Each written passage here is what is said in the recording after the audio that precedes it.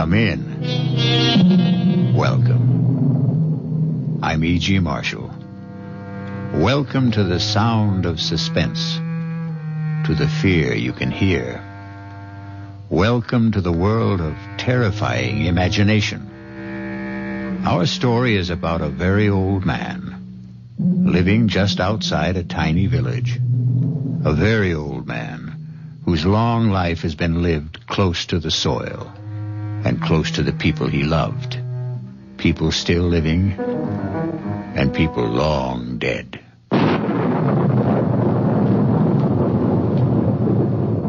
Lie still, girl. Is it very bad? I don't know. She's very dear to me. If I should lose her... She's trying to raise her head. She knows I want to help her. Do you think you can? Young man, I never said I was a doctor. But I thought... the way I'm just an old man. A very old man.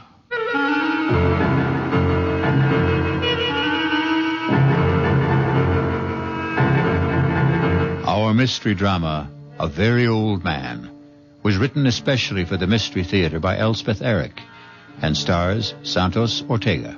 I'll be back shortly with Act One.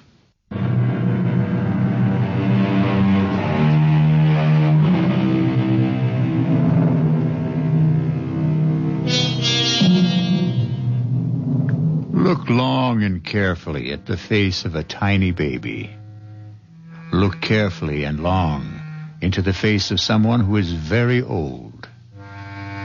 Do you see the wisdom in both? The very young and the very old have wisdom. In between, there is only accumulated information. Oh, you're home. Good. Well, he's done it again. Who's done what? Are you talking about my father? You know I am. I warned him. I said, Stefan, if it ever gets around, you'll ruin my medical practice. People won't believe in me. They'll only... Manfred, come sit down. Now, what's he done? Well, the same thing. Where is he? Isn't he home? Not yet. He went to the cemetery as usual. But you still haven't told me what happened. Well, Anna Brandt came to see me about a month ago. Severe attacks of pain in the upper abdomen. All the symptoms indicated appendicitis. I sent her to Carl Weiss for the operation. Of course, he examined her, too, and he agreed with me. No doubt about it, inflamed appendix had to come out. Well, he operated the next day, and that night, that same night, she had another attack. Well, so it wasn't... How could she have had another appendicitis attack when he'd just taken her appendix out? Well, he was as flabbergasted as I was. Yes, but what's it all got to do with my father? Stefan happened to be in my office the day Anna Brandt first came to see me. You know how he loves to hang around the office. Anna Brandt wasn't 10 feet out of the office when he told me there's nothing wrong with her appendix. Oh, not again. I can't have my father-in-law, who's been a farmer all his life, telling me, a doctor with a reputation, that I don't know what's wrong with my own patients. Of course you can't. For a minute, I did think back to that boy, the one with the asthma. What seemed to be asthma, anyway. The Rothberg boy. Father was right about him. I know. He made a lucky guess. Father went to see him every day. Talked to him, rubbed his chest, his throat. In 2 weeks, the boy was all right. The boy was hysterical, over-aspirated, nothing more. But this business with Anna Brandt, the day she came to see me, Stefan was asleep in the waiting room. I was explaining to Anna that I couldn't perform the operation, simple as it is, because of my hands, my arthritis. But I would send her to Carl Weiss. Well, she accepted that. Everybody knows about my arthritis. And she said something pleasant to Stefan. That was the first I knew that he wasn't asleep. Well, he didn't answer her. He just stared at her as though he'd never seen her before. I reached for the phone to call Carl Weiss. Stefan got up, came over to the desk, and took the receiver out of my hand. Manfred. The Stefan don't. It's not so. Not so. Have you had a bad dream, old man? It's not so what you said to Anna Brandt. There's nothing wrong with Anna Brandt's appendix. Stefan, don't start diagnosing again. You're not a doctor. There's nothing wrong. We had enough trouble after you diagnosed the Rothberg boy. The Rothberg boy never had asthma. All right, it turned out that he didn't. But that was a lucky guess. And it didn't do my reputation any good when word went around that you'd been right. I never told anybody. Yes, but the boy did. And his mother did. And people started coming to the house, coming here. all of them wanting to see you. But I told them to go away. It's not always that I can help. Well, I keep hoping, expecting God knows what miracles. Now are you going to start the whole thing up again with Anna Brandt? There are 3 of them. Come on now. Get your coat, Stefan. They're dark, brown or black, and hard. It's getting late. They're the size of olive pits. Are you talking about Anna Brandt? I saw them, close together. They were high on her body, about here.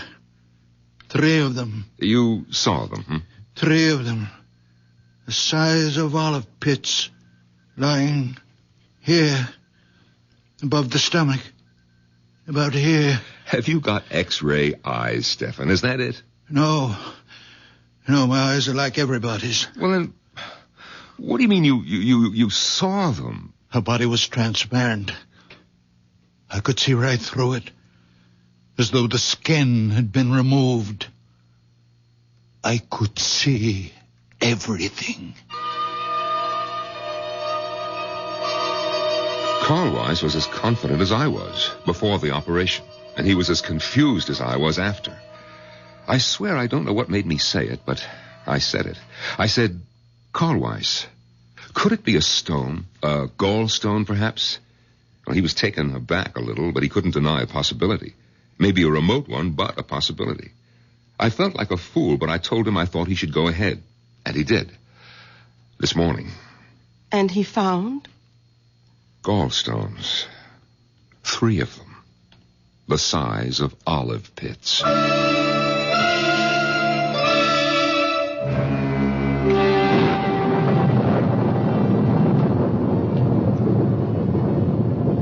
Lie still, girl. Is it very bad?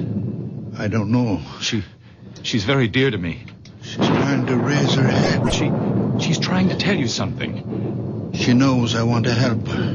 Do you think you can, Doctor? Young man, I never said I was a doctor. What? But the way you... I'm just an old man. A very old man. Well, I took it for granted, the way you spoke. My son-in-law is a doctor, Manfred Gottlieb. I live with him and my daughter Bertha. Oh, then you know something. You've learned things from him. No, I know nothing. Only what I see, what I feel. When I passed you by the cemetery, what were you doing? My wife is buried there. Did I harm her?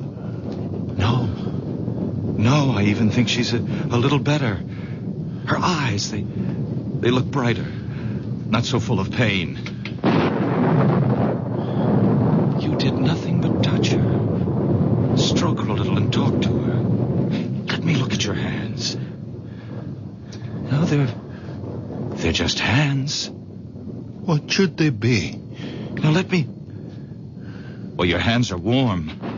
On a night like this. More than warm. Hot. Very hot, as though they were burning from inside.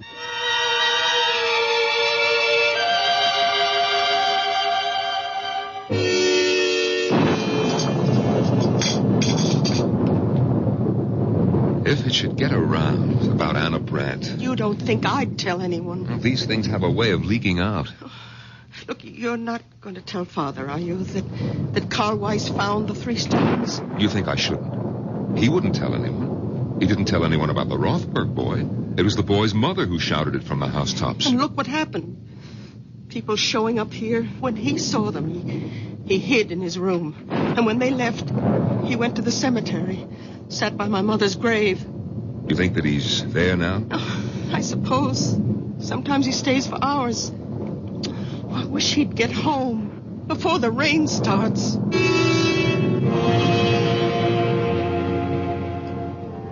Emily, my dear. Come now, Emily, my precious. I need you. You are my strength. I can do nothing without you. Come to me, my darling. Come to me, my darling.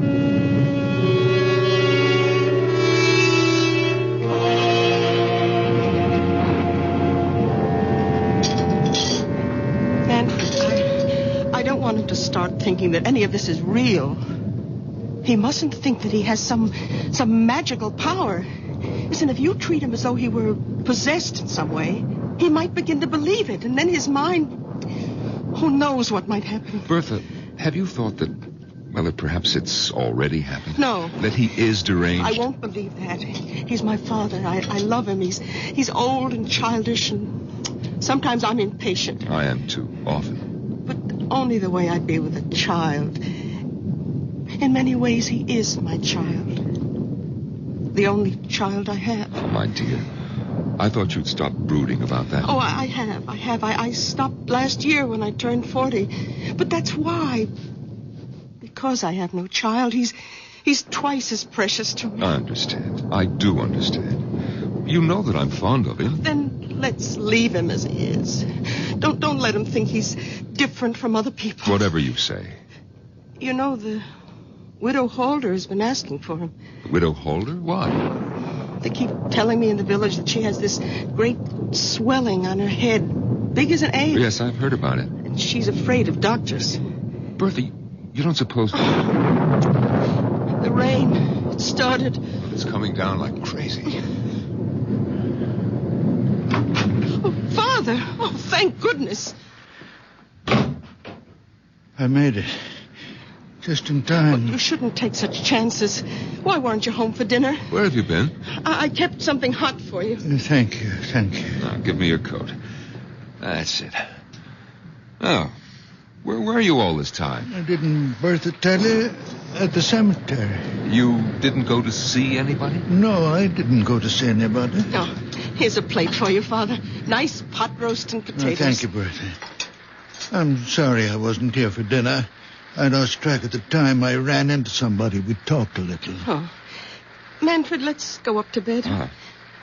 Father, you'll be all right? Of course I'll be all right. Go to bed. Oh. Good night. Good night, daughter. Good night, Steph. Oh, Manfred. Yeah? How is Anna Brandt? Anna Brandt? I thought about it tonight. In the cemetery. Is she all right? Yes, she's fine. I thought she was. I had a feeling... Good night. Enjoy your dinner. Good night. His asking about Anna Brandt? He hasn't even mentioned her since that day in the office. Bertha, could he have heard about Carl Weiss finding the gallstones? Oh, he'd have said so.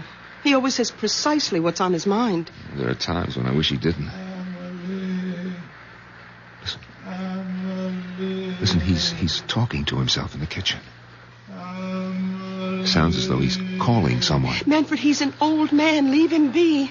Oh, please close the door. Come to bed. It sounds like Amelie.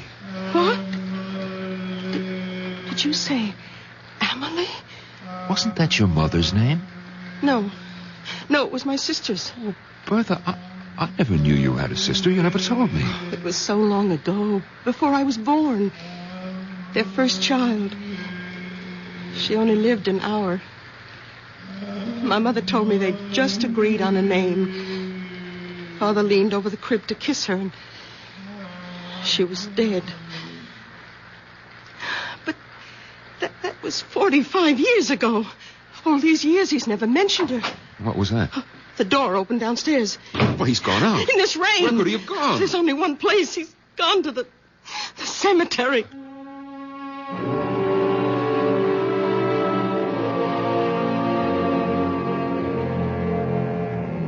When those around us cannot understand, where do we turn?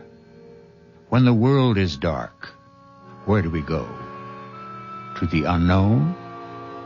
Or to the once familiar, the once well-known, the once well-loved? To those who have left the dark earth and moved into light. I'll be back shortly with Act 2.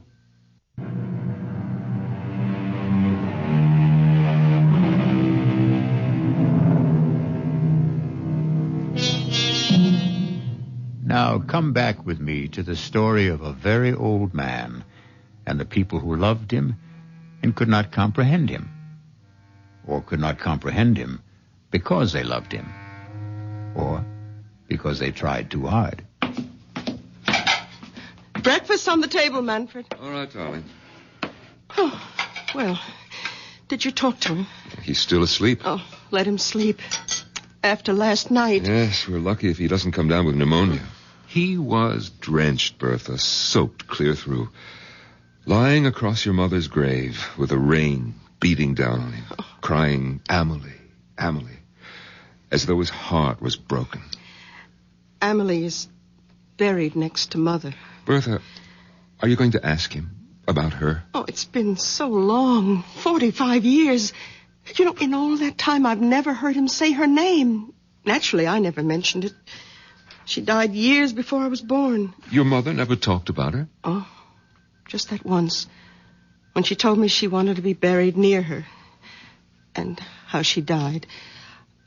Manfred, she was only 1 hour old. Yes, crib deaths, they happen. We don't know why. Well, they thought of naming me Amelie at first, my mother said. It's a pretty name. Who's that? So early in the morning. Yes. Is this the Gottlieb house? Yes, it is. And you're Manfred Gottlieb, Dr. Gottlieb? Yes, I am. But I don't see patients at home. My office is... Oh, no, I'm not a patient. The patient's outside. Well, bring the patient to my office in about an hour. No, there's no need. She's quite well. Completely cured. Well, then what's the point of... I hoped I could see the old man. Your father-in-law, is he? Stefan? What's this about my father? Madame, good morning. Beautiful morning, isn't it? After last night, all that rain. You wanted to see my father? If I may. Well, what about? He's asleep. Oh, I'm sorry. Well, when he does wake up, would you tell him the patient recovered and is better than ever? Lively, frisky, enjoying life to the full, romping in the fields. What patient is this? You said she's outside? Yes, right there. Look, the picture of health. I don't see any... You don't mean... Well, not the horse. Yes, my prize mare, my favorite. I thought I might have to have her put away, but your father, madame. Oh, yes, it's all due to him. Well, when was this? When did you meet Stefan? Last night, just before the rain started. Didn't he tell you? Oh, well, come inside. Huh? Have some coffee with us. Oh, thank you. Sit down. Manfred, get another cup. May I introduce myself? Otto Kraus. Well, I'm Bertha Gottlieb. This is my husband. Oh, but then my father must have told you. He lives with us. Your father is quite a man. Your coffee. Oh, thank you. Yes. You see, I was returning to the village, and I was passing the cemetery. Suddenly the mare sank to her knees. Her legs seemed to give way completely. And there she lay on her side in the middle of the road. I was frantic. I thought perhaps a stone bruise, but I looked at all 4 hooves. Nothing. And there I was, half a mile from home, my precious horse stretched out on the road and a storm coming up. And then I heard a sound coming from the cemetery. Someone calling a name. Was it Amelie? Yes, something like that. I shouted for help. In a minute, an old man appeared. Stefan. My father? Yes. I asked him to help me, but I wasn't sure he even heard. He seemed very distraught. He went straight to the mare, knelt down and took her foreleg in his hands and started rubbing it very gently. He knew which one was hurting her. And after a while, the pain went out of her eyes. Couldn't understand it. It was something about the way he touched her. I asked to see his hands, and he held them out. And even before I touched them, I could feel the heat spreading out from them. Heat? What heat? Haven't you ever noticed the extraordinary heat from his hands? Oh, I can't say that I have. Oh, but it's true. His hands give off a warmth. I can't believe you've never noticed it. Well, it could have been on such a wet, cold night. It only seemed that way to you. You imagined it. Oh, I suppose that's possible, but I didn't imagine it when the mare got to her feet. Well, she was all right? I walked her home. I couldn't quite believe it all. I bedded her down. And this morning, all I could think was I must tell the old man about it. There are stories going around about him in the village. Perhaps you've heard some of them? Well, I'm only here on a visit to see my aunt. I don't live here. Well, he doesn't really do anything. He's just around. And people love him. They like to think because he's such a sweet old man that he can do things doctors can't do. And because he's such a very old man, we wouldn't want him to start thinking that there was anything miraculous about anything that happened quite naturally. Well, you think it might affect him? Might affect his mind in some way? He's a very old man. It could happen. Well, I suppose it's possible she wasn't really lame. Of course it's possible. Only ask him, will you? About his hands, those amazing hands. Yes, we'll ask him. I mean, giving off that heat, I felt it, you know. Well, I'll be getting along. My aunt's expecting me. Well, we'll tell him you stopped by. Yes, I wish you would. Tell him, and please, tell him thanks. We'll tell him. Do you think we should wake him? Come on, it's time. Yes. We have to tell him about the young man. And the horse. But we won't make anything out of it. Nothing at all. Just say that he dropped by. To say thanks, yes. Father? Stefan, are you awake? What time is it? Oh, it's almost 9 o'clock. Why aren't you at your office? Well, it seems that a young man stopped by to see us, Stefan. Well, actually, Father, he wanted to see you, but we told him you were sleeping. Why me? Well, it seems he met you on the road last night. Had a horse. A mare it was. That's right. The horse had a swelling. Do you feel well enough to get up now, Father? I think so. You're sure? After last night? I'm all right. All right, now just let me help you out of bed, Stefan. Yeah, I can manage. Give me your hand. Come on. Oh. That's it. Yeah. Here are your slippers. Yeah, I'll go splash some water on my face. And then you'll have breakfast. Bertha, his hands are as cold as mine. Colder. That young man did imagine it about his hands. Well, you know how it is. If your hands are cold, anyone's feel warmer, even if they're only a little warmer than your own. And he'd been riding back from the village on horseback. Yes, so of course his hands were very cold. Of course. My head is clearing a little. Oh, good. I'll go down and have some coffee ready for you. Thank you, Manfred. And 2 eggs, 4 minutes. Your clothes are on the bed, Father. Thank you, Bertha. Father, last night when Manfred and I came up to bed and you were eating your supper, anyway, that's what we thought you were doing. It's what I was doing. Well, we heard you talking. Was I talking? Well, you kept saying, we heard you say, Amelie. I said what? Over and over. Father, were you talking to Amelie? What do you know about Amelie? Only what Mother told me. What did your mother tell you? That Amelie died. That she only lived an hour. She was our first child. 45 years ago, Father. She died in the crib. I remember her so well. Why do you talk to her now, Father? Why do you call to her? Because she comes back to me when I call her. Father, you don't mean that. She comes back to me. To me. Not to anyone else. Only to me when I call her. You don't believe in ghosts. Amelie is not a ghost. Her spirit comes back to me when I call. Father, you can't believe I this. am the only person left on earth she remembers. Her mother is dead. The midwife is dead. When I am dead, there'll be no one for her to come back to. No reason to come back. You can't believe what you say. I don't have to believe. Or not believe. I know. I won't let you. You have nothing to say about it. Nothing. I will not stay in this house and listen to you tell me that my Amelie will not come when I call. I'm going to her now. Father, wait. Father, come back. Stefan, what's the matter? Get out of my way. Stefan! Father. Oh, Father. Well, he came tearing down the stairs. He brushed right past me. What's the matter with him? I talked to him about Amelie. I made him angry. Where's he gone? Do you know? To her. To Amelie.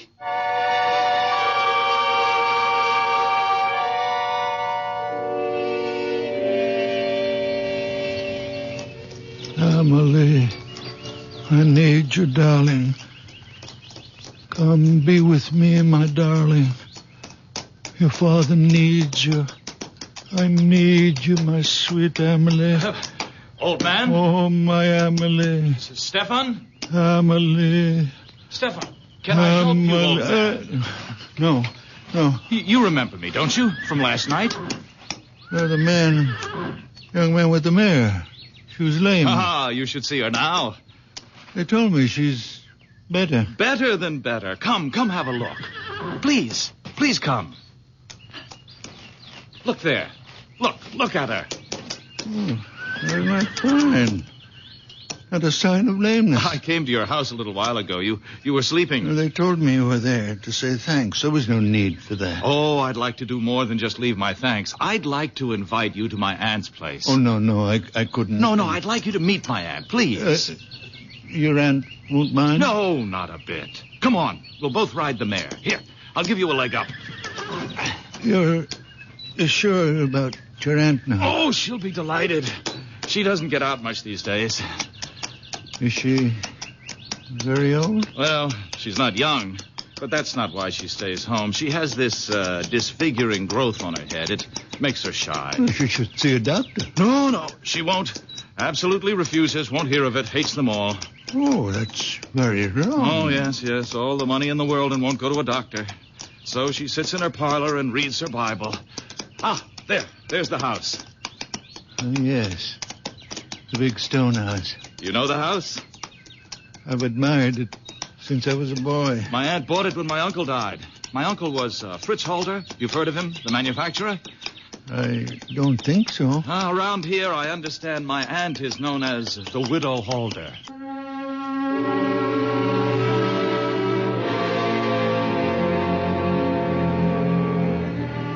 Some folks are afraid of one thing, some are afraid of another. Everyone who's afraid wants to run and hide. It's natural. Most natural thing in the world. But what may be hiding in the hiding place? That's the question. It could be something else to be afraid of.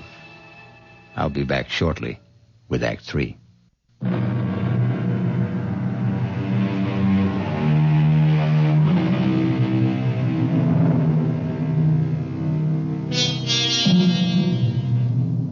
A very old man is mounting the steps of a big stone house in the company of a very young man whose aunt is known to the village as the Widow Holder. Listen now. My aunt is in. Otto? Ah, there you are, just where I knew you'd be. Come in, Stefan. Where have you been all morning, Otto? I missed you at breakfast and Oh, you brought someone with you. Yes, this is the very wonderful man I met near the cemetery last night when my mare went lame. Stefan, this is my aunt, Mrs. Holder. How good of you to come by. Madam. I don't have many visitors, not anymore. And I seldom go out because of this on my head. I don't like to be seen. I hope it doesn't offend you. No. Doesn't offend me at all. Well, it offends me. Perhaps I'm too sensitive, but that's the way I am. So I sit here and read my Bible. And that Bible's too heavy for you to hold in your lap all day. But it's the family Bible. It's the one I'm used to. I love this Bible. All right. Sit down, Stefan. I'm all right. I'll stand. Oh, both of you, sit down. And Otto, you tell me where you've been all morning and why you weren't at breakfast. Now, I told you last night how the mare went lame and how I met Stefan near the cemetery. Well, this morning, I let her out of her stall and she was dancing on her toes. I couldn't believe it. Stefan hadn't done a thing but rub her postern a bit. Is that really all you did? I did nothing. Well, he talked to her, rubbed her foreleg, and talked to her. How remarkable. You're a remarkable man. No. Oh, you're staring at me. Oh, I apologize. It's this awful growth. Otto, fetch me my shawl. I'll cover my head. No. Please. It's in my bedroom. I am not offended. I give you my word. Otto, don't go. No, it's all right. I'll be right back. Mrs. Holder, I am not offended. I am sorry I stared so. I will not stare again. Please forgive me. It's quite all right. Please, be calm. Sit down. I can't. Otto mentioned that you live with your daughter. Is that right? My daughter, Bertha. And your son-in-law? Manfred. They have children? No children. How sad. Oh, here comes Otto with my scarf. Mrs. Holder, forgive me, but I must take the Bible from you and... Oh! Stefan, have you gone mad? No, forgive me. I could not help myself. Aunt, are you all right? I think so. I saw him take the Bible off your lap. Stefan. He hit me with it. He brought it down on my head with all his strength. Forgive me, I didn't know what I was doing. I wouldn't hurt you, Mrs. Holder. I wouldn't hurt anybody. When I feel this way, I see things. I feel things. The Bible seemed to put itself in my hands. I didn't think what I was doing. I could not think. The feeling was so great that I must smash this thing on your head. That's all I wanted to do, Mrs. Holder, to get rid of it. And it looks to me as though you'd done that, Stefan. Aunt, go look in the mirror. I know I am not always in control of myself. I do things. I don't know why. I see things. I don't know why.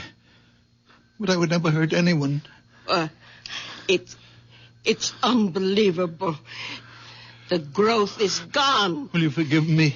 And there's no blood.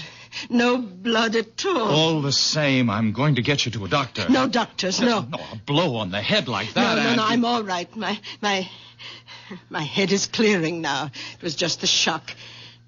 And that awful, ugly thing is gone. I don't need a doctor. Let me take you to my son-in-law. He's a fine doctor, a nice man. Maybe you've heard of him? Manfred Gottlieb? Gottlieb? You will like him. Manfred Gottlieb is your son-in-law. A wonderful man. A good doctor. But you must be Bertha Gottlieb's father. You cured the Rothberg boy. And I've heard talk about Anna Brandt. Look what you did for Otto's mare. Look what you've done for me. Oh. Why, you're the man I've been trying to find. I've been asking for you. It was God's hand let you here. Let me take you to Manfred's office. I don't need him. I only need you.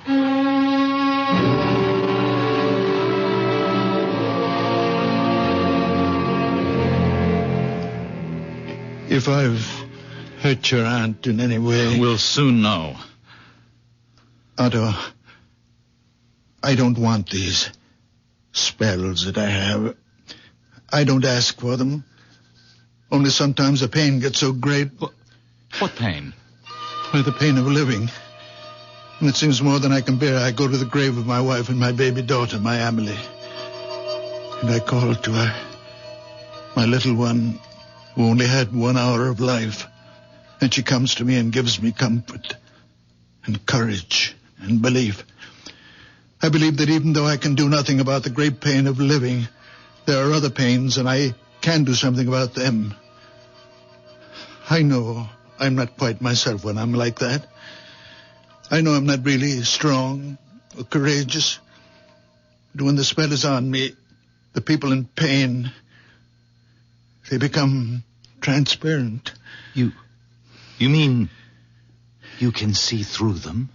I do see through them. How do you explain your hands? Just hands? Oh, no. The night you massaged the mare, I took hold of your hands and they gave off a glow, a sort of radiating warmth. I know, I felt it. They burned like a steady flame. Perhaps I grow feverish when Emily is with me. Now, you go home and rest, Mrs. Holder. Come back in a few days and I'll change the bandage, or you can do it yourself. I'll do it myself. She's all right, Doctor? Right as rain. Well, what was it? I mean, the growth on her head. It was a wen, a common, ordinary wen, a hardened cyst. If you'd come to see me, Mrs. Holder, I might have recommended that you have it removed by surgery. Oh, no. On the other hand, I might have done precisely what my father-in-law did, broken it with some heavy object. Probably not the Bible. Come, Aunt. I'll take you home. And thank you, Dr. Gottlieb. You may get more of these growths, these wens on your head, Mrs. Holder, or someplace else on your body. Now, if you do, call me and I'll... Oh, no. No, thank you. I know whom to call. And you'll come, won't you, Stefan? Of course you will. No offense, Doctor, but I put my faith in Stefan. Goodbye. Right. Goodbye. Thank you. Goodbye, Stefan. No offense, Doctor, but I put my faith in Stefan. Why did I bother to become a doctor at all? Why all those years at school? Why did I take examinations, get my license? What good is it if everyone would rather put their faith in a farmer? Manfred, I'll never do it again. Come in, the door's open. Oh, you again? Doctor, those pains are back. Well, of course those pains are back, because you've been drunk day and night. What do you expect? Can't you do something, Doctor? No, I can't. Only you can. Stop drinking. You've been drinking steadily for 30 years, and you have cirrhosis of the liver. But the pains are awful. Stop drinking for a month, and then come back and see me, and don't come back before. Silly old fool. Hasn't been sober for 10 minutes since he was 16. I can't help him if he won't... Manfred, he has an obstruction of some kind. He has a diseased liver. But he has an obstruction in the intestines. Now, look, you're not starting all over again, are you? I saw. I could see it. It's getting to be more than I can take, Stefan. You're interfering. I saw. He was standing in the doorway, and I saw. His body was transparent. I could see everything. In his intestines, there is an obstruction. And that's what gives him pain. Stop it, Stefan. I'm warning you. It's all so clear, I know. You're going to stop it if I have to.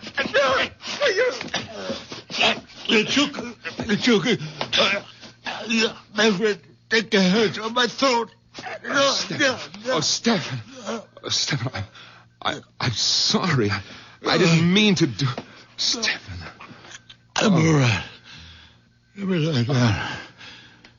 I'm all right. Let me loosen your shirt. Oh, Stefan, I don't know what possessed me. I lost control. It's all right. Stefan, look. Look at my hands. Look how they move. My fingers. No pain from the arthritis. What does it mean? It means... Well, it must mean the arthritis is better.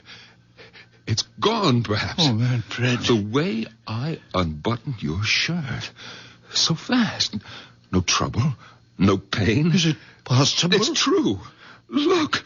Look how I can move them, Stefan. The way you used to.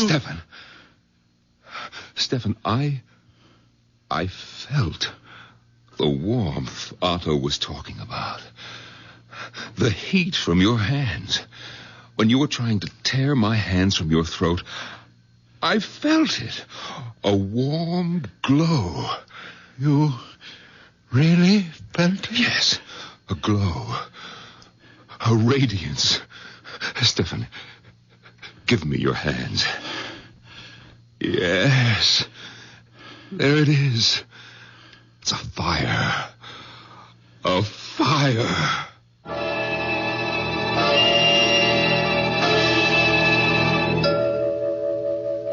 Bertha! Manfred, please. I think you're wrong. No, how can I be wrong? Look at these fingers. Look how they move.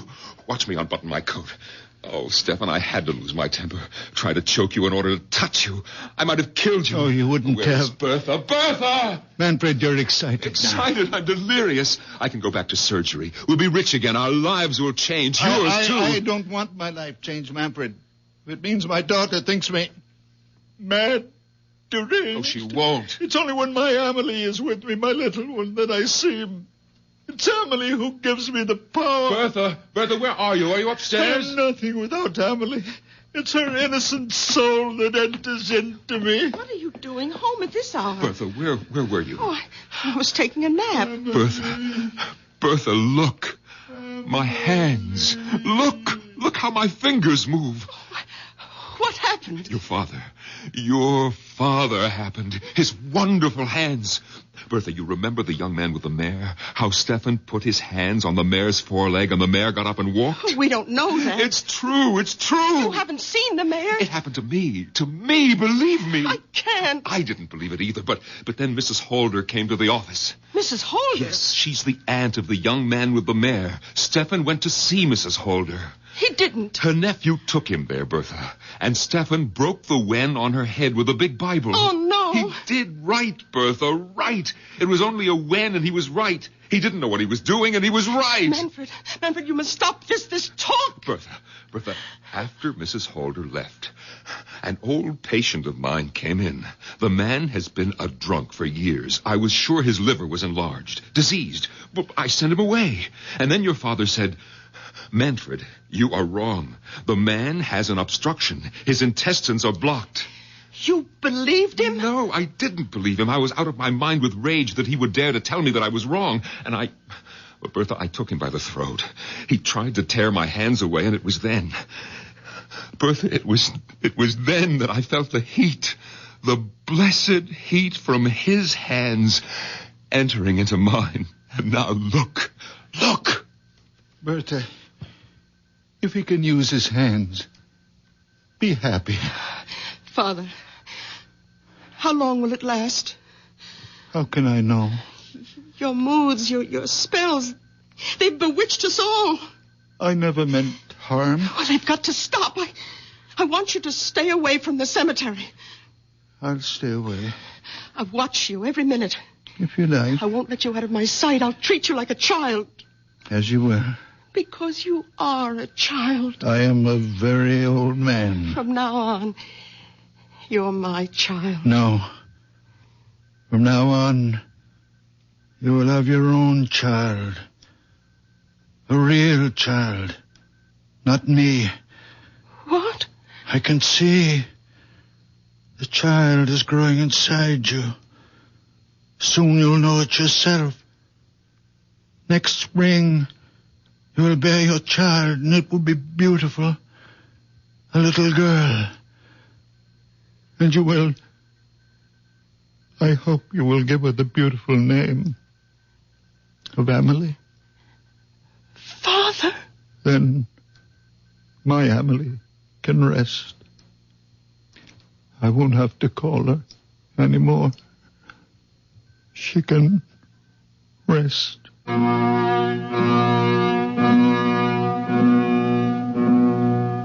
Did you believe our story? For that matter, did I? Now, really, what difference does it make if you believe it or if I do? For the truth is that none of us knows what transpires in the mind and heart of a very old man. I'll be back shortly.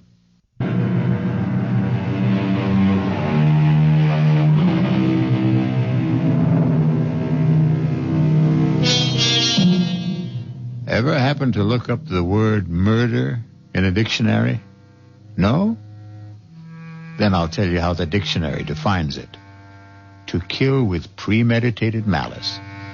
The wrongful, intentional slaying of one human being by another. But don't let a wee bit of murder upset you, friends. The people on Mystery Theater don't mind being killed. Not a bit. Because every one of them is a deadhead. Our cast included Santos Ortega, Norman Rose, Bryna Rayburn, and Billy Redfield. The entire production was under the direction of Hyman Brown. This is E.G. Marshall inviting you to return to our Mystery Theater for another adventure in the macabre. Until next time, pleasant dreams.